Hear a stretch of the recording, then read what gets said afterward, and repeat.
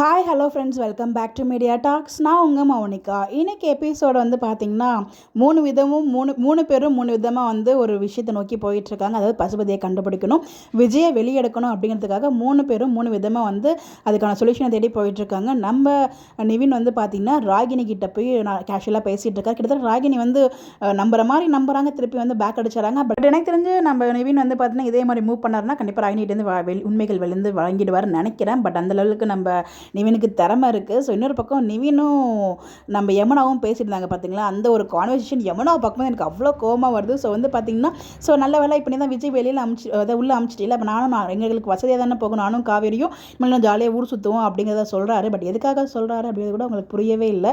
அதையுமே தப்பாக தான் புரிஞ்சுக்கிறாங்க. ஸோ எங்கேருந்துமா உன்னை படைச்சாங்க, இல்லை நீ வேறு, நான் நினச்சேன் இதில் நீ வேறு ஐஏஎஸ் படிக்கிறியா அப்படின்னு நான் நினச்சிட்டு தான் அதே டைலாக் வந்து நம்ம நிவின்மே வந்து சொல்லியிருப்பாரு. பட் அது ரொம்ப நல்லா இருந்துச்சு அந்த டைலாக். உண்மையிலே நீலாம் ஐஏஎஸ் ஆகி என்ன பண்ண போகிற அப்படிங்கிற மாதிரி எனக்கு ஒரு ஃபீலாக இருந்துச்சு.